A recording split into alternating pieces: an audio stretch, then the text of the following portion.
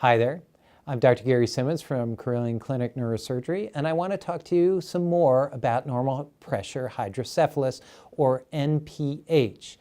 We talked about normal pressure hydrocephalus being a form of water on the brain or hydrocephalus that usually presents in the elderly and can cause a dementia-like picture. And the fact that diagnosis isn't that easy. But let's say that we believe that a patient has normal pressure hydrocephalus. What do we do about it? Well, what we do almost always is place something called a ventriculoperitoneal shunt. This is a soft plastic system that is passed in through the brain into the sacs of fluid in the center of the brain, which are enlarged, and passed under the scalp all the way down to the belly.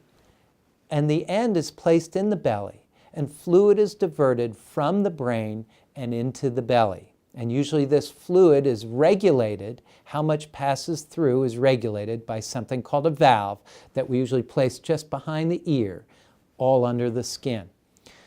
This ventriculoperitoneal shunt in somebody with normal pressure hydrocephalus can be remarkably effective, and people can make stunning improvements.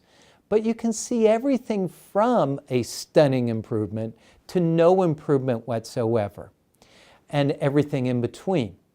So it doesn't have to be a miracle. It can be, but it doesn't have to be, and it doesn't have to even work.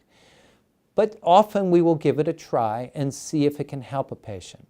The downside to it, because you might say, why don't we just do it in everybody we suspect normal pressure hydrocephalus? The downside is it can cause problems in and of itself.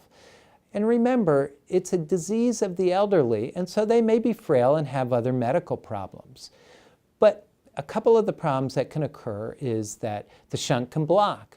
And if the shunt blocks, it has to be replaced. The shunt can get infected.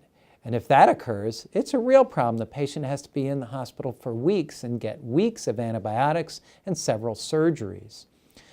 Those two are actually less common than we see in shunts in children. More commonly is another problem, though, and that is an elderly patient's brain is less spongy.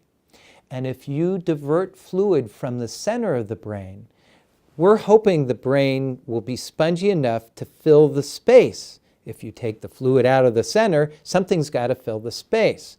If the brain isn't spongy enough, the brain can literally collapse some, and fluid, and it's a bloody fluid, can fill on the outside of the brain, and that's called a chronic subdural hematoma.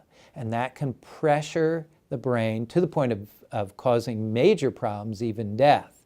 So it's not a free ride to get a ventriculoperitoneal shunt. It does carry risks and can cause major problems. So we really only want to go for it, we really only want to push it if we believe it's going to help the patient. And that is a long and involved process. We'd be delighted to talk to you about this more, and we appreciate your time. Bye-bye now.